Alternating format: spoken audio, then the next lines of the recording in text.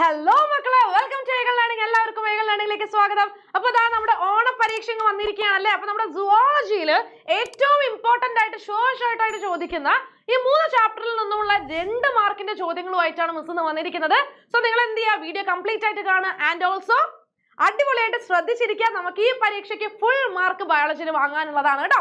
Okay, first chapter human reproduction. അതിൽ ആദ്യത്തെ ചോദ്യം, ഇവിടെ നമുക്ക് മെയിൽ റീപ്രൊഡക്റ്റീവ് സിസ്റ്റം തന്നിട്ടുണ്ട് അല്ലെ. ഈ മെയിൽ റീപ്രൊഡക്റ്റീവ് സിസ്റ്റത്തിൽ ABCD എന്ന് പറയുന്ന പാർട്സ് ഏതൊക്കെയാണെന്ന് നമ്മൾ ലേബിൾ ചെയ്യണം. അപ്പൊ മക്കളെ നോക്കിക്കടാ, എ എന്ന് പറയുന്നത് ഈ കാണുന്ന ട്യൂബ് ആണ് അല്ലെ. This is vas deferens. അപ്പൊ എ എന്താണ്? വാസ് ഡിഫറൻസ് ആണ്. Vas deferens.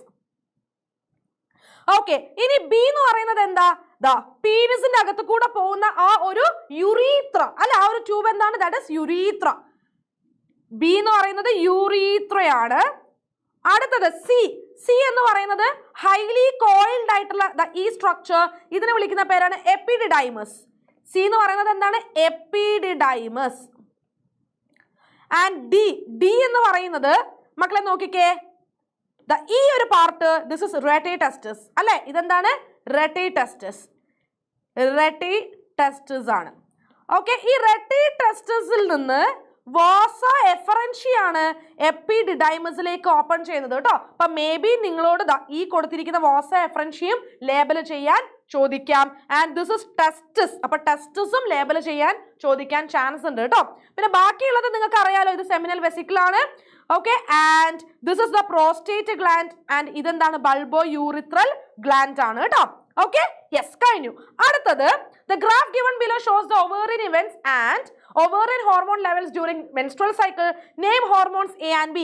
എയും ബിയും ഏതൊക്കെ ഹോർമോൺസ് ആണെന്ന ചോദ്യം. എ എന്ന് പറയുന്നത് നിങ്ങൾ നോക്കിക്കേ, ലൂട്ടിയൽ ഫേസിൽ പീക്കിൽ പോയിട്ടുണ്ട്.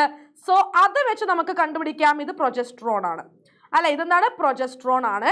ആൻഡ് ഓവുലേഷന്റെ സമയത്ത് പീക്കിൽ പോയിരിക്കുന്നത് ബി എന്ന് പറയുന്ന ഹോർമോൺ, അത് ഈസ്ട്രജൻ ആണ്. എന്താണടാ? അത് ഈസ്ട്രജൻ ആണ്. ഓക്കെ, അപ്പം എ എന്ന് പറയുന്നത് പ്രൊജസ്ട്രോണും ബി എന്ന് പറയുന്നത് എന്താണ്? ഈസ്ട്രജനുമാണ്. Right the ovarian events that takes place during luteal phase. അപ്പൊ ലൂട്ടിയൽ ഫേസിന്റെ സമയത്ത് എന്തൊക്കെയാ സംഭവിക്കുന്നതെന്നാണ് ചോദ്യം. ഈ ലൂട്ടിയൽ ഫേസിന്റെ സമയത്ത് ഗ്രാഫിൻ ഫോളിക്കിള് റപ്ചർ ചെയ്തല്ലോ. അപ്പൊ ഈ റപ്ചർ ചെയ്ത ഗ്രാഫിൻ ഫോളിക്കിള് എന്തായിട്ട് മാറും? അത് കോർപ്പസ് ലൂട്ടിയം ആയിട്ട് മാറും.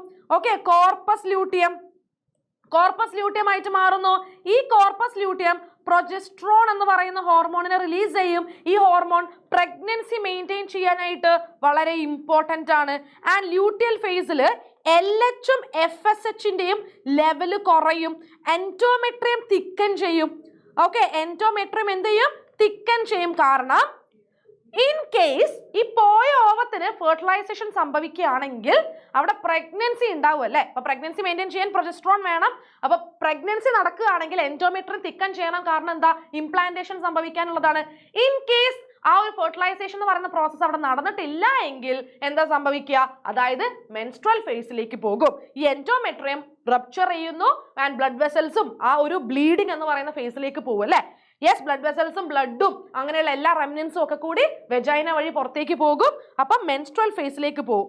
Okay, menstrual phase. അപ്പൊ മെൻസ്ട്രൽ ഫേസിലേക്ക് പോവുകയാണെങ്കിൽ എന്താ സംഭവിക്കുക? പ്രൊജസ്ട്രോണിന്റെ ലെവൽ കുറയും. അപ്പൊ നമ്മളോട് ചോദിച്ചത് ലൂട്ടിയൽ ഫേസിൽ എന്ത് നടക്കുന്നുള്ളതാ. അവിടെ നിങ്ങൾ കോർപ്പസ് ലൂട്ടിയം പ്രൊജസ്ട്രോണ് സെക്രീറ്റ് ചെയ്യും. അത് പ്രഗ്നൻസിക്ക് ആവശ്യമുള്ള ഹോർമോൺ ആണ് എന്നുള്ള പോയിന്റ് ആണ് നിങ്ങൾ ഇവിടെ ഹൈലൈറ്റ് ചെയ്ത് എഴുതേണ്ടത് കേട്ടോ. ഓക്കെ, ഇതൊരു ഇമ്പോർട്ടന്റ് ക്വസ്റ്റ്യൻ, റിപ്പീറ്റഡ് ക്വസ്റ്റ്യൻ ആണ്. അടുത്ത ചോദ്യം, the wall of uterus has 3 layers of tissues. അതായത് യൂട്രസിന്റെ വാള് അല്ലെ, എത്ര ലേയേഴ്സ് ഓഫ് ടിഷ്യൂസ് ഉണ്ട്? ഇങ്ങനെ 3 layers ഓഫ് ടിഷ്യൂസ് ഉണ്ട്. Name the 3 layers of uterine wall. ഇപ്പൊ ഔട്ടർ മോസ്റ്റ് പെരിമെട്രിയം ഉണ്ട്. ഔട്ടർ മോസ്റ്റ് പെരിമെട്രിയം അതൊരു തിൻ ലെയർ ആണ്. ഓക്കെ, പിന്നെയോ മിഡിൽ മോസ്റ്റ് എന്തുണ്ടടാ? മിഡിൽ മോസ്റ്റ് മയോമെട്രിയം ഉണ്ട്. മയോമെട്രിയം എന്ന് പറയുന്നത് തിക്കാണ്, സ്മൂത്ത് മസിൽസ് കൊണ്ട് ഉണ്ടാക്കിയിട്ടുള്ളതാണ്. ആൻഡ് ഇന്നർ മോസ്റ്റ് എൻഡോമെട്രിയം ഉണ്ട്. Okay, endometrium. Among these 3 layers, which layer is glandular and undergoes cyclic changes during menstrual cycle? Menstrual സൈക്കിളിന്റെ സമയത്ത് ഏത് ലെയറിനാണ് ഇവിടെ ചേഞ്ചസ് സംഭവിക്കുന്നത്? ഏതാണ് ഗ്ലാൻഡുലാർ ലെയർ എന്നാണ് ചോദ്യം. അത് എൻഡോമെട്രിയം ആണ്. തിൻ ആയിട്ടുള്ള ഗ്ലാൻഡുലാർ ലെയർ ആണ് എൻഡോമെട്രിയം. മെൻസ്ട്രൽ സൈക്കിളിന്റെ സമയത്ത് റപ്ചർ ചെയ്യുന്നതും വീണ്ടും നെക്സ്റ്റ് സൈക്കിൾ വരുമ്പോൾ റീജനറേറ്റ് ചെയ്യുന്നതും എന്താണ്? എൻഡോമെട്രിയം ആണ്. LH surge induces the rupture of Graafian follicle. Which gland produces LH? In which day LH surge happens? ഏത് ഗ്ലാൻഡ് LH ഉണ്ടാക്കുന്നത്? പിറ്റ്യൂട്ടറി ഗ്ലാൻഡ് അല്ലെ. പിറ്റ്യൂട്ടറി ഗ്ലാൻഡ് ആണ് LH നെ പ്രൊഡ്യൂസ് ചെയ്യുന്നത്, സെക്രീറ്റ് ചെയ്യുന്നത്. Okay yes. ഇനി LH സർജ് നടക്കുന്നത് 14th day of menstrual cycle ആണ്. ഓക്കെ 14th ഡേ, അതായത് middle of the menstrual cycle. Right the role of LH in males. Okay LH മെയിലിൽ എന്ത് ചെയ്യും? അതായത് പിറ്റ്യൂട്ടറിയിൽ നിന്ന് വരുന്ന LH, അതായത് ല്യൂട്ടിനൈസിങ് ഹോർമോൺ, ലേഡിക് സെൽസ്, നമുക്കറിയാം സെമിനിഫറസ് ട്യൂബ്യൂളിന്റെ പുറത്ത് ഇന്റർസ്റ്റീഷ്യൽ സ്പേസിൽ കാണുന്ന സെൽസ് ആണ് ലേഡിക് സെൽസ് അഥവാ ഇന്റർസ്റ്റീഷ്യൽ സെൽസ് അല്ലെ. ഈ സെൽസിനെ സ്റ്റിമുലേറ്റ് ചെയ്യും. ഓക്കെ അപ്പൊ ഈ സെൽസ് എന്തിനെ സെക്രീറ്റ് ചെയ്യും, എന്തിനെ പ്രൊഡ്യൂസ് ചെയ്യും? ആൻഡ്രോജൻസ്, മെയിൽ സെക്സ് ഹോർമോൺസ് ആയിട്ടുള്ള androgens, especially testosterone. Okay and ഈ ഹോർമോൺ നമുക്ക് എന്തിനൊക്കെ ആവശ്യമുണ്ട്? പ്രത്യേകിച്ച് ഒന്ന് സെക്കൻഡറി സെക്ഷൽ ക്യാരക്ടേഴ്സിനൊക്കെ ആവശ്യമുണ്ട്. ആൻഡ് ഇത് സ്പെർമാറ്റോജനസിന് ഹെൽപ്പ് ചെയ്യും. ഓക്കെ ഈ ഹോർമോൺ നമുക്ക് സ്പെർമാറ്റോജനസിന് ആവശ്യമുണ്ട് കേട്ടോ. ഓക്കെ അല്ലേ? സെറ്റ് ആയില്ലേ? എല്ലാം നമ്മൾ ആൻസർ ചെയ്തില്ലടാ. യെസ്. അടുത്തത് ഹ്യൂമൻ ബ്ലാസ്റ്റോസിസ്റ്റിന്റെ സ്ട്രക്ചർ ആണ് തന്നിരിക്കുന്നത്.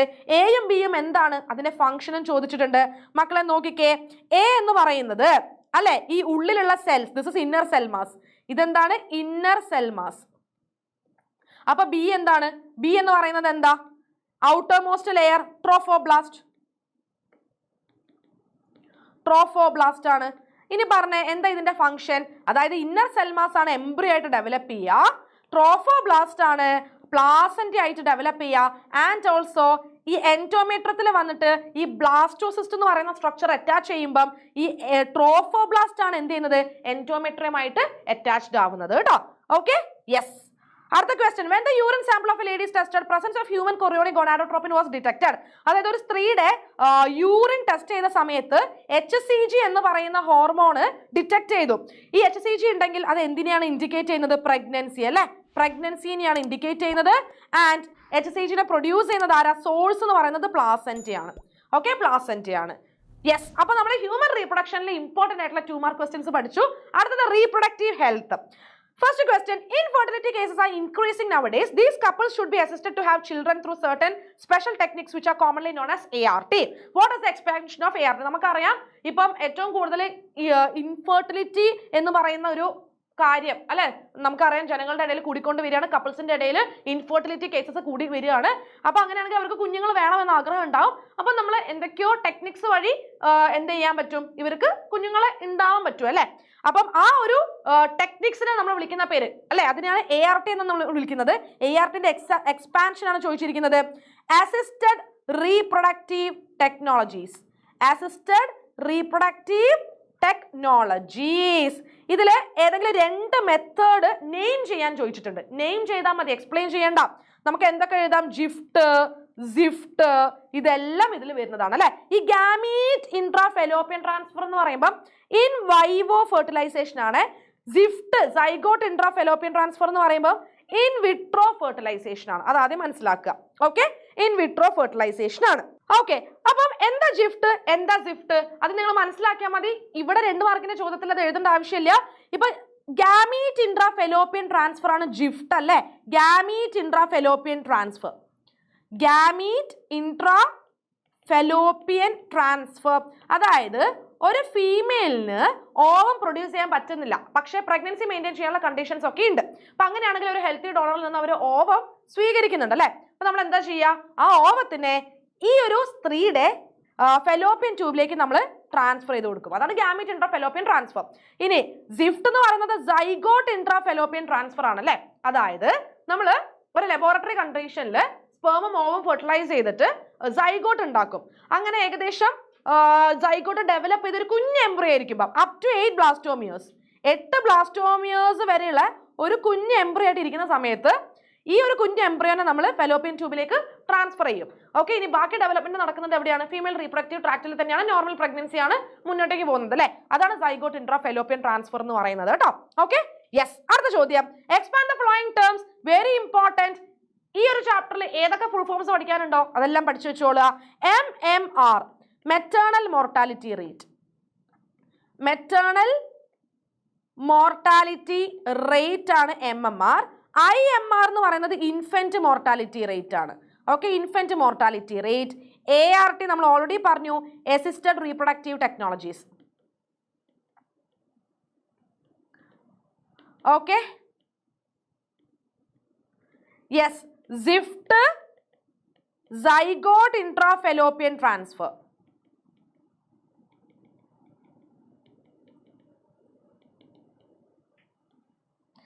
ജിഫ്റ്റ് gamete intrafallopian transfer. Okay, IUD intra uterine devices.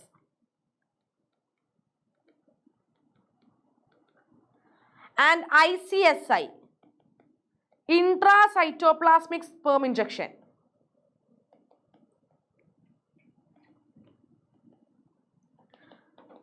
Okay, ഇനിയുമുണ്ട് ഈ ചാപ്റ്ററിൽ അല്ലേ AI ഇല്ലേ, ആർട്ടിഫിഷ്യൽ ഇൻസെമിനേഷൻ. ആൻഡ് IUI ഉണ്ട് അല്ലേ, ഇൻട്രാ യൂട്രൈൻ ഇൻസെമിനേഷൻ.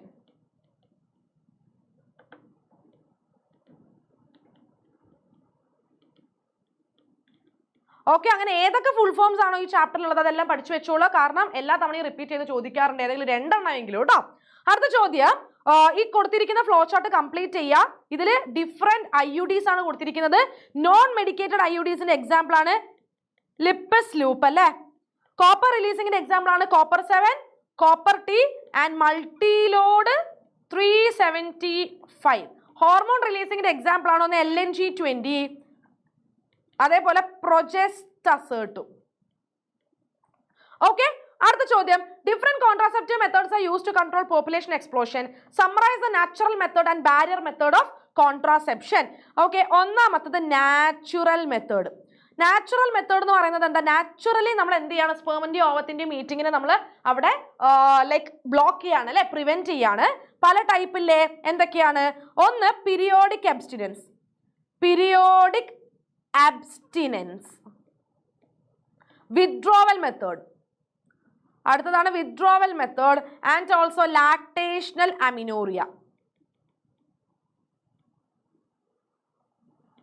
ഓക്കെ, എന്താ പീരിയോഡിക് അബ്സ്റ്റിനൻസ് എന്ന് പറഞ്ഞാൽ? അതായത് ഇപ്പൊ നമുക്ക് 1 to 28 ഡേ സൈക്കിൾ ആണുള്ളത്. മെൻസ്ട്രൽ സൈക്കിളിന്റെ ആ ഡേയ്സ് നിങ്ങൾക്ക് അറിയാലോ. ഇപ്പൊ നമ്മൾ നേരത്തെ ലൂട്ടിയൽ ഫേസ് പറഞ്ഞു. അതിലൊരു കാര്യം കൂടി മക്കളെ ഞാൻ പറഞ്ഞുതരാം. ഇപ്പൊ ലൂട്ടിയൽ ഫേസ് എന്ന് പറയുന്നത് നടക്കുന്നത്, ഈ ഒരു ചോദ്യത്തിൽ അതുകൂടി പഠിച്ചു വെക്കുക, 15 to 28 ഡേയ്സ് എന്ന് പറയുന്നത് ലൂട്ടിയൽ ഫേസ് ആണ് കേട്ടോ. അപ്പൊ നിങ്ങൾക്ക് അറിയാലോ, അതായത് 28 ഡേ സൈക്കിൾ ആണ് നമ്മുടെ മെൻസ്ട്രൽ സൈക്കിളിന്റെ സമയം എന്ന് പറയുന്നത്. ഓക്കെ, 20 ഡേയ്സ് കൂടുമ്പോഴാണ് ഈ ഒരു മെൻസ്ട്രൽ സൈക്കിൾ റിപ്പീറ്റ് ചെയ്യുന്നത് അല്ലേ. അപ്പൊ ഇതില് ഏകദേശം ഒരു 11 to 17 ഡേയ്സ്. ഓക്കെ, അപ്പൊ ആ ഒരു സമയം എന്ന് പറഞ്ഞാൽ എപ്പോൾ വേണമെങ്കിലും ഓവുലേഷൻ സംഭവിക്കാൻ ചാൻസ് ഉണ്ട്. ഓക്കെ, അപ്പൊ ഓവുലേഷൻ സംഭവിക്കുക എന്ന് പറഞ്ഞാൽ ഓവം എവിടെ ഉണ്ടാവും? ഫെലോപ്പിയൻ ട്യൂബില് സ്പേമിനെ വെയിറ്റ് ചെയ്ത് നിൽക്കുന്നുണ്ടാവും. അപ്പൊ ആ സമയത്ത് ഒരു സെക്ഷൽ ഇന്റർകോഴ്സിൽ നമ്മൾ ഏർപ്പെടുമ്പോൾ അവിടെ ഇൻസെമിനേഷൻ നടക്കും, സ്പേം വന്നിട്ട് ഓവത്തിന് ഫെർട്ടിലൈസ് ചെയ്യാൻ ചാൻസ് ഉണ്ട് ആൻഡ് ഓൾസോ പ്രഗ്നൻസിക്ക് ചാൻസ് ഉണ്ട്. അപ്പൊ പ്രഗ്നൻസി വേണ്ട എന്നാണ് തീരുമാനമെങ്കിൽ ആ ഒരു ഓവുലേഷൻ നടക്കാൻ ചാൻസ് ഉള്ള സമയത്ത് സെക്ഷൽ ഇന്റർകോഴ്സിൽ ഏർപ്പെടാതിരിക്കുക എന്നുള്ളതാണ്. അതാണ് പീരിയോഡിക് അബ്സ്റ്റിനൻസ്. വിത്ഡ്രോവൽ മെത്തേഡ് എന്ന് പറയുന്നത്, അതായത് പുരുഷന്മാർക്ക് പൊതുവെ ഇൻസെമിനേറ്റ് ചെയ്യാൻ പോകുന്നത് മനസ്സിലാകും അല്ലെ, ഇജാക്കുലേറ്റ് ചെയ്യാൻ പോകുന്നത് അവർക്ക് മനസ്സിലാക്കാൻ പറ്റും. അപ്പൊ അതിന്റെ തൊട്ട് മുന്നേ എന്ത് ചെയ്യാം, അതായത് വെജൈനയിൽ നിന്ന് പീനിസിനെ വിത്ഡ്രോ ചെയ്യുക എന്നുള്ളതാണ്. ലാക്ടേഷൻ അമിനോറിയ എന്ന് പറഞ്ഞാൽ പ്രസവത്തിന് ശേഷം ഏകദേശം 6 മാസം നല്ല രീതിയിൽ പാല് കൊടുക്കുന്ന മാസമാണ്. അപ്പൊ ആ ടൈമിൽ പൊതുവെ സ്ത്രീകളിൽ ഈ ഒരു മെൻസ്ട്രൽ സൈക്കിൾ നടക്കുന്നില്ല. ഓക്കെ, അപ്പൊ ഓവുലേഷൻ ഒന്നും ഉണ്ടാവില്ല. അപ്പൊ ആ ടൈമിൽ സെക്ഷൽ ഇന്റർകോഴ്സിൽ ഏർപ്പെടുകയാണെങ്കിൽ പ്രഗ്നൻസി ഉണ്ടാവില്ല, പ്രിവെന്റ് ചെയ്യാൻ പറ്റും. Okay, yes. അപ്പൊ ഇതൊക്കെയാണ് നാച്ചുറൽ മെത്തേഡ്. അടുത്തത് ബാരിയർ മെത്തേഡ് നമ്മളോട് ചോദിച്ചിട്ടുണ്ട്. ബാരിയർ മെത്തേഡ്, അപ്പൊ ബാരിയർ മെത്തേഡ് എന്ന് പറഞ്ഞാൽ ബാരിയർ യൂസ് ചെയ്തിട്ട് നമ്മൾ എന്ത് ചെയ്യാണ്, അതൊരു കവറിങ് യൂസ് ചെയ്തിട്ട് നമ്മൾ എന്ത് ചെയ്യാണ്, സ്പെർമിന്റെ ഓവത്തിന്റെ മീറ്റിംഗ് നമ്മൾ പ്രിവെന്റ് ചെയ്യാണ്. അതിലാണ് കോണ്ടംസ് വരുന്നത്.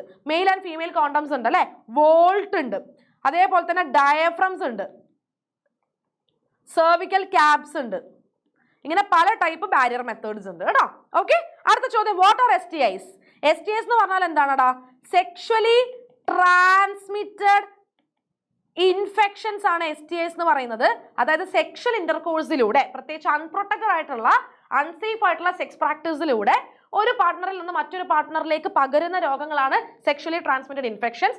പക്ഷെ നിങ്ങൾക്ക് അറിയാലോ, പലർക്കും ഈ രോഗം ഇപ്പം കിട്ടുന്നത് ഈ ഒരു അൺസേഫ് സെക്സ് പ്രാക്ടീസിലൂടെ ആവണമെന്നില്ല, അല്ലാതെ തന്നെ ഫ്ലൂയിഡ് വഴി കിട്ടുന്ന ധാരാളം ആൾക്കാരുണ്ട് കേട്ടോ.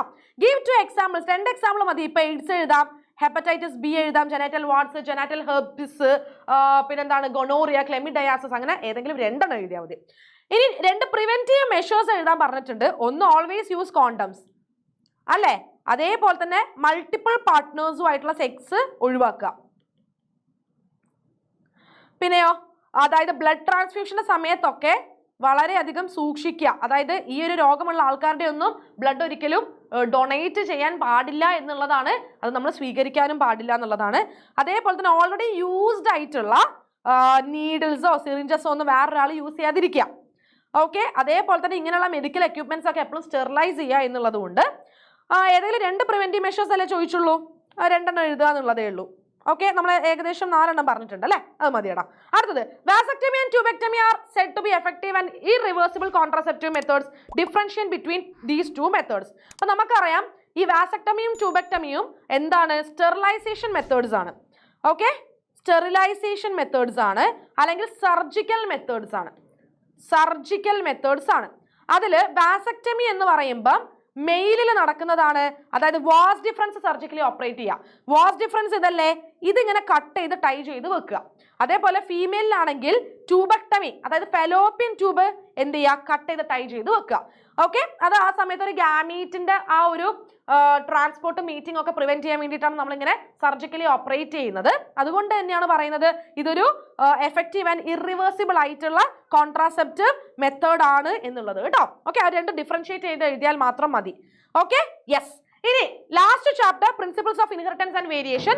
ഇതിലെ first question, in a cross between true breeding red flowered and true breeding white flowered plants, the F1 was pink flowered. F1 ജനറേഷനിൽ കിട്ടിയത് പിങ്ക് ഫ്ലവേർഡ് പ്ലാന്റ്സിനെയാണ്. Name the inheritance pattern mention here. This is incomplete dominance. ഇത് incomplete dominance ആണ് അല്ലേ, incomplete dominance. കാരണം parents ഒന്ന് എന്താണ് red, ഒന്ന് വൈറ്റ്. ശരിക്കും റെഡ് എന്ന് പറയുന്ന ഡൊമിനന്റ് ക്യാരക്ടർ. അപ്പൊ F1 ജനറേഷനിൽ കിട്ടേണ്ടത് കുഞ്ഞുങ്ങൾക്കും റെഡ് ഫ്ലവർ ആയിരുന്നു. പക്ഷെ ഇവിടെ കിട്ടിയത് പിങ്ക് ഫ്ലവർ, ഒരു ഇന്റർമീഡിയറ്റ് ക്യാരക്ടറാണ് കിട്ടിയത്. അതിന്റെ അർത്ഥം എന്താ, ഈ റെഡ് ഫ്ലവറിന്റെ ആ റെഡ് കളറിന്റെ ക്യാപിറ്റൽ R എന്ന് പറയുന്ന എല്ലിയില് വൈറ്റ് ഫ്ലവറിന്റെ സ്മോൾ r എന്ന് പറയുന്ന എല്ലിന് കംപ്ലീറ്റ്ലി ഡൊമിനന്റ് അല്ല, ഇൻകംപ്ലീറ്റ് ഡൊമിനൻസ് ആണ്. അതുകൊണ്ടാണ് ഇന്റർമീഡിയറ്റ് ഒരു മിക്സ് ക്യാരക്ടർ ഇവിടെ കിട്ടിയിരിക്കുന്നത് കേട്ടോ. അപ്പൊ ഇൻകംപ്ലീറ്റ് ഡൊമിനൻസ് ആണ് pattern of inheritance. F1 was self-pollinated and F2 was obtained. What is the genotypic and phenotypic ratio? രണ്ടും നമ്മളോട് ചോദിച്ചിട്ടുണ്ട്. അപ്പൊ മക്കളെ നോക്കിക്കേ, capital R into small r ഇങ്ങനെ നമ്മൾ ചെയ്തപ്പോൾ, അതായത് capital R into small r ഇങ്ങനെ നമ്മൾ ചെയ്തപ്പം റെഡ് ആണ് ഇത് വൈറ്റ് ആണ്. അപ്പൊ നമുക്ക് F1 ജനറേഷൻ കിട്ടിയല്ലേ. അതായത് ക്യാപിറ്റൽ R സ്മോൾ r എന്ന് പറയുന്നത് ഓൾ പിങ്ക് ഫ്ലവേഴ്സ് ആണ്. ഇനി നമുക്ക് F2 കിട്ടണമെങ്കിൽ capital R small r into capital R small r സെൽഫിങ് ചെയ്യണം. Okay, capital R small r capital R small r. അപ്പൊ ക്യാപിറ്റൽ R വന്നാൽ റെഡ് ഫ്ലവേർഡ് പ്ലാന്റ് ആയിരിക്കും. ക്യാപിറ്റൽ R സ്മോൾ r വന്നിട്ടുണ്ടെങ്കിൽ pink flavoured plants ആയിരിക്കും. Small r വന്നിട്ടുണ്ടെങ്കിൽ white flavoured plants ആയിരിക്കും. അപ്പൊ ഇവിടെ 2 റെഡ്, ക്യാപിറ്റൽ R സോറി ഒന്നാണല്ലേ, ഒന്നാണ്. ഒരു ക്യാപിറ്റൽ R റെഡ്, അതായത് റെഡ് 1 കിട്ടിയിട്ടുണ്ട്. 2 എണ്ണം പിങ്ക് കിട്ടിയിട്ടുണ്ട്.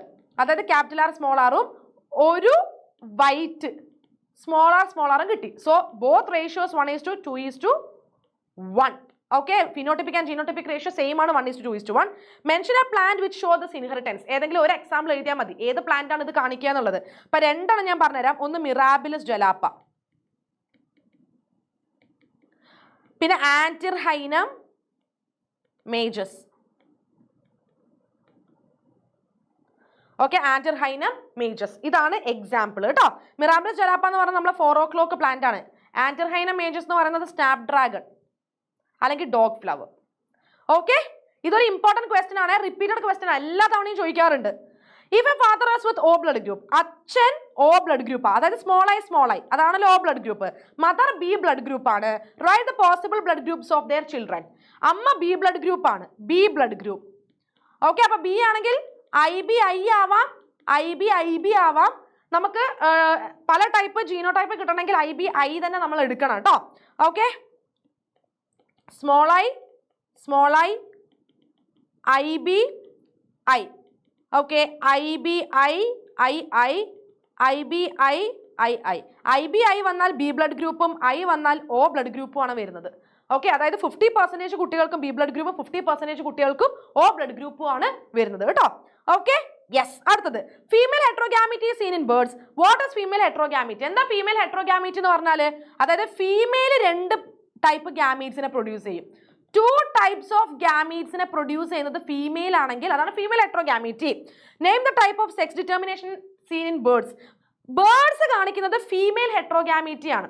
അതായത് മക്കളെ നോക്കിക്കേ, ZW സെക്സ് ഡിറ്റർമിനേഷൻ മെക്കാനിസം ആണ് ബേർഡ്സ് കാണിക്കുന്നത്.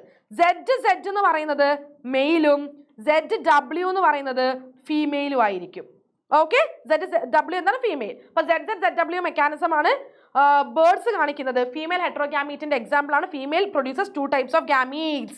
Okay, with example list the other types of sex determination. List ചെയ്താൽ മതി, എക്സ്പ്ലെയിൻ ചെയ്യേണ്ട. വേറെ ടൈപ്പ് സെക്സ് ഡിറ്റർമിനേഷൻ മെക്കാനിസംസ് ഏതൊക്കെയാണെന്ന് ചോദിച്ചത്. ആദ്യം മിസ് ഇതിന്റെ ക്രോസ് ഒന്ന് ചെയ്തുതരാം. അപ്പൊ ZW. ഓക്കെ, അപ്പം ആൺപക്ഷികളുടെ എല്ലാ സെക്സ് ക്രോമസോമും Z ആണെങ്കിൽ പെൺപക്ഷികളുടെ ചില എഗ്ഗിൽ Z-ഉം ചില എഗ്ഗിൽ W സെക്സ് ക്രോമസോമും ആണ് ഉള്ളത് കേട്ടോ. അപ്പൊ ZZ അതേപോലെ ZW ഇങ്ങനെ കേസ് വരും. ZZ വന്നിട്ടുണ്ടെങ്കിൽ അതിന്റെ അർത്ഥം മെയിലാണ്, അതായത് ബോയ് ബേർഡ് ആൺപക്ഷിയും. ZW വന്നാൽ പെൺപക്ഷി അല്ലെ, ഗേൾ ബേർഡും ആണെന്ന് മനസ്സിലാക്കുക. ബാക്കിയുള്ള സെക്സ് ഡിറ്റർമിനേഷൻ മെക്കാനിസംസ് ഒക്കെ നമ്മൾ എന്ത് ചെയ്യണം, നമ്മൾ ലിസ്റ്റ് ചെയ്യണം. അപ്പൊ മക്കളെ നോക്കിക്കേ, ഒന്ന് XY സെക്സ് ഡിറ്റർമിനേഷൻ മെക്കാനിസം. ഇത് കാണിക്കുന്നത് ഒന്ന് ഡ്രോസോഫില, അതേപോലെ തന്നെ ഹ്യൂമൻ ബീങ്സ് കേട്ടോ, ഹ്യൂമൻസും. രണ്ടാമത്തത് XO സെക്സ് ഡിറ്റർമിനേഷൻ മെക്കാനിസം. ചില ഇൻസെക്ട്സ് എസ്പെഷ്യലി ഗ്രാസ് ഹോപ്പർ ഇല്ലടാ, ഗ്രാസ് ഹോപ്പർ ഒക്കെ കാണിക്കുന്നത് ഇതാണ്. ഈ ടൈപ്പ് സെക്സ് ഡിറ്റർമിനേഷൻ മെക്കാനിസം ആണ്. മൂന്നാമത്തത് നമ്മൾ ഓൾറെഡി ZW പറഞ്ഞിരുന്നു. വേറൊന്നു കൂടിയുണ്ട്, ഹാപ്ലോ ഡിപ്ലോയിഡി. ഓക്കെ, ഇത് ഹണി ബീസ് ആണ് കാണിക്കുന്നത്. അതിൽ ഫീമെയിൽ ഹെട്രോഗാമീറ്റിന്റെ എക്സാമ്പിൾ ആയിട്ട് നമുക്ക് ബേർഡ്സേ പഠിക്കാനുള്ളൂ. ഇതിൽ Drosophila, human beings, grass hopper, ഇവര് 3 പേരും മെയിൽ ഹെട്രോഗാമീറ്റിന്റെ എക്സാമ്പിൾസ് ആണ് കേട്ടോ.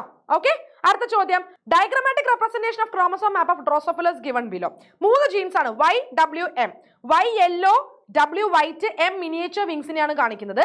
First question, which genes are more link? ഇത് ഏറ്റവും കൂടുതൽ ലിങ്കേജ് കാണിക്കുന്ന ജീൻസ് ഏതൊക്കെയാ? ഡിസ്റ്റൻസ് കുറവ് ഏതൊക്കെ ജീൻസ് തമ്മിലാണ്? വൈയും ഡബ്ല്യൂയും തമ്മിൽ ഡിസ്റ്റൻസ് കുറവാ, അതിന്റെ അർത്ഥം എന്താ? ലിങ്കേജ് കൂടുതലാ. അപ്പൊ മോർ ലിങ്ക്ഡ് എന്ന് പറയുമ്പം Y ആൻഡ് W ആണ് കേട്ടോ. Who mapped chromosome firstly? ആരാണ് ക്രോമസോം മാപ്പിംഗ് ആദ്യം കൊണ്ടുവന്നേ? ആരാണടാ? ആൽഫ്രഡ് സ്റ്റേർട്ട് വെന്റ് അല്ലെ, Alfred Sturtevant. Tightly linked genes show low recombination. Why? അതായത് ലിങ്കേജ് കൂടുതലുള്ള ജീൻസിന് റീകോമ്പിനേഷൻ കുറവായിരിക്കും. എന്തുകൊണ്ട്? കാരണം ക്രോസിംഗ് ഓവർ കുറവായിരിക്കും. ക്രോസിംഗ് ഓവർ നടക്കുന്നത് വളരെ കുറവായിരിക്കും. അതുകൊണ്ടാണ് റീകോമ്പിനേഷൻ കുറയുന്നത്, കാരണം ലിങ്കേജ് കൂടുതലാണ്. അപ്പൊ ഇവിടെ ഒരു കാര്യം നിങ്ങൾ മനസ്സിലാക്കുക, ലിങ്കേജ് എന്ന് പറയുന്നത് inversely proportional to recombination. Okay, അപ്പൊ നിങ്ങൾക്കത് ഈസി ആയിട്ട് നിങ്ങൾക്കത് മനസ്സിലാവും. Okay, yes. അടുത്തത്, identify the following symbols and pedigree analysis. Important question, repeated question. എടാ, ഒരു വട്ടം മാത്രം വന്നാൽ ഫീമെയിൽ ആണ്. ഒരു പെട്ടി പക്ഷെ അത് ഷെയ്ഡ് ചെയ്തിട്ടുണ്ട്, സോ എഫക്റ്റഡ് മെയിൽ. അടുത്തത് എന്താണ്? പെട്ടി വട്ടം നടുക്കൊരു ലൈൻ ഉണ്ട്, ദാറ്റ് ഇസ് മേറ്റിംഗ് അല്ലെങ്കിൽ മാരേജ്. ലാസ്റ്റത്തത് ഒരു ഡയമണ്ട് ഷേപ്പ് ആണ്, സെക്സ് അൺസ്പെസിഫൈഡ്. ഓക്കെ, കിട്ടിയല്ലോ? യെസ്. അടുത്ത ചോദ്യം, give one example for each of the flowing. Inborn error of metabolism. Example ആണ് ചോദിച്ചത്. ഇൻബോൺ എറർ ഓഫ് മെറ്റബോളിസം, ജനിക്കുമ്പോൾ തന്നെ നമ്മളെ മെറ്റബോളിസത്തിൽ തകരാറല്ലേ, ഇൻഹെറിറ്റഡ് മെറ്റബോളിക് ഡിസോർഡർ എന്ന് നമുക്ക് പറയാം. ഇത് ഏതാണടാ? നമുക്ക് പഠിക്കാനുള്ളതിൽ ഏതാണ്? That is phenyl ketonuria. Phenyl ketonuria. അടുത്തത്, sex linked recessive disease in which blood clotting is affected. അതായത് രക്തം കട്ട പിടിക്കാത്ത അവസ്ഥ, അതേത് ജനിതക രോഗമാണ്? That is haemophilia. അതാണ് ഹീമോഫീലിയ. ഓക്കെ, അപ്പൊ ഇത് രണ്ടും എന്താണ് ക്ലിയർ ആയിട്ട് പഠിച്ചു വെച്ചോളുക, കാരണം റിപ്പീറ്റഡ് ക്വസ്റ്റ്യൻ ആണ്. Sickle cell anaemia, phenylketonuria, haemophilia, ഇത് എന്തായാലും ചോദ്യമായിട്ട് ചോദിക്കും. ഹീമോഫീലിയ നിങ്ങൾക്ക് അറിയാലോ, രക്തം കട്ട പിടിക്കാൻ സഹായിക്കുന്ന ക്ലോട്ടിംഗ് ഫാക്ടർ അഥവാ പ്രോട്ടീൻ അല്ലെ, ഇതിനെ ഉണ്ടാക്കുന്ന ജീന് മ്യൂട്ടേറ്റഡ് ആവും. ഓക്കെ, അങ്ങനെയാണെങ്കിൽ ക്ലോട്ടിംഗ് ഫാക്ടർ ഉണ്ടാവില്ല.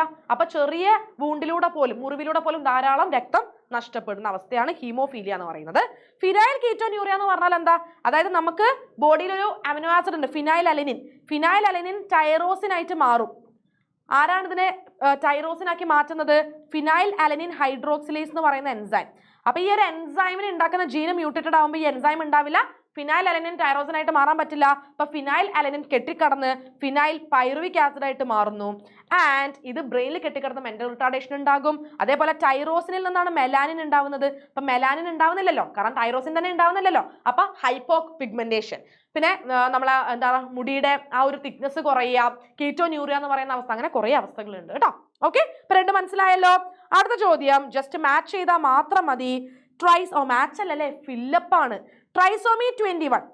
അപ്പൊ ട്രൈസോമി 21 എന്ന് പറയുമ്പോൾ ഡൗൺ സിൻഡ്രോം ആണ്. ഡൗൺ സിൻഡ്രോം അല്ലേ. അപ്പൊ ട്രൈസോമി 21 എന്താ സംഭവം മക്കളെ? അതായത് 21st പെയർ ഓഫ് ഓട്ടോസോമിൽ ഒരു എക്സ്ട്രാ ക്രോമസോം വന്നിരിക്കും. ഓക്കെ, അപ്പം ഓട്ടോസോംസിനാണ് പ്രശ്നം, സെക്സ് ക്രോമസോംസിന് പ്രശ്നമില്ല. 45 autosomes plus XX or XY കണ്ടീഷനാണ് വരുന്നത് കേട്ടോ. ഇവരെ പാം ഭയങ്കര ബ്രോഡായിരിക്കും, പരന്ന കൈയായിരിക്കും, അതേപോലെ ഹൈറ്റ് കുറവായിരിക്കും, mental retardation, congenital heart disease, ഇങ്ങനെ കുറെ പ്രശ്നങ്ങളുണ്ട്. ഗൈനക്കോമാസ്റ്റിയ എന്ന് പറഞ്ഞാൽ ബ്രസ്റ്റ് ഡെവലപ്മെന്റ് ആണ് അല്ലെ, ഇത് പുരുഷന്മാരിൽ കാണും, അതാണ് ക്ലൈൻഫെൽട്ടർ സിൻഡ്രോം. ഓക്കെ, അപ്പൊ കാരിയോടൈപ്പ് എങ്ങനെയാ വരുന്നത്?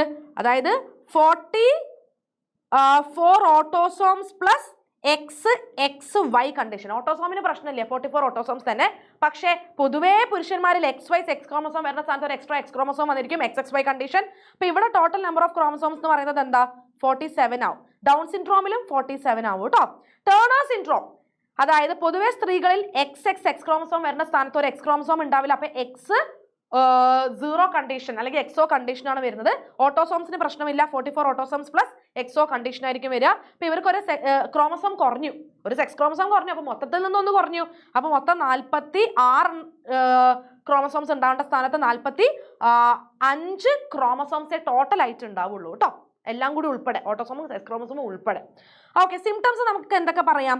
ഒന്ന്, സ്റ്റെറൈൽ ആയിട്ടുള്ള ഫീമെയിൽ ആയിരിക്കും, റുഡിമെന്ററി ഓവറി അല്ലേ, rudimentary ovary and also short female ആയിരിക്കും. ഓക്കെ, അത്രയേ ഉള്ളൂ. ഇതും ഒരു റിപ്പീറ്റഡ് ആൻഡ് ഇമ്പോർട്ടൻറ്റ് ക്വസ്റ്റ്യൻ ആണ്, എല്ലാ തവണയും എക്സാമിന് ചോദിക്കാറുണ്ട് കേട്ടോ. അപ്പോൾ നമ്മൾ ഏകദേശം 3 ചാപ്റ്ററിൽ നിന്ന് തുടക്കം മുതൽ അവസാനം വരെയുള്ള എല്ലാ ടോപ്പിക്കിൽ നിന്നുള്ള 2 മാർക്ക് ക്വസ്റ്റ്യൻ നമ്മൾ ഡിസ്കസ് ചെയ്ത് കഴിഞ്ഞു. അപ്പോൾ മക്കളെ 1 മാർക്ക് 2 മാർക്ക് ഇനി 3 മാർക്കിന്റെ വീഡിയോയും വരുന്നതായിരിക്കും. അപ്പം ഇത്രയും പഠിച്ചു കഴിഞ്ഞാൽ തന്നെ നിങ്ങൾക്ക് ഉറപ്പായിട്ടും ഈ ഓണ പരീക്ഷയ്ക്ക് സുവോളജിക്ക് ഫുൾ മാർക്ക് ഷുവർ ആണ് കേട്ടോ. അപ്പോൾ നിങ്ങൾ നന്നായിട്ട് ഇരുന്ന് പഠിക്കുക. വീഡിയോ ഇഷ്ടപ്പെട്ടിട്ടുണ്ടെങ്കിൽ ലൈക്ക് ചെയ്യുക, ഫ്രണ്ട്സിന് ഉറപ്പായി ഷെയർ ചെയ്ത് കൊടുക്കുക, അവരും പഠിക്കട്ടെ. സബ്സ്ക്രൈബ് ചെയ്യാത്തവരുണ്ടെങ്കിൽ സബ്സ്ക്രൈബ് ചെയ്യുക. ആൻഡ് നമുക്ക് ലൈവ് സെഷൻസ് ഒക്കെ ഉണ്ട്, അതൊക്കെ നിങ്ങൾ അറ്റൻഡ് ചെയ്ത് നിങ്ങൾ ഈ ഓണപ്പരീക്ഷ തകർക്കുക എന്നുള്ളതാണ് കേട്ടോ. ഞങ്ങൾ കൂടെ ഉണ്ടാവണം, ഞങ്ങൾ നിങ്ങളുടെ കൂടെ ഉണ്ട്. അപ്പോൾ നമുക്കിനി അടുത്ത വീഡിയോ കാണാൻ. ബൈ.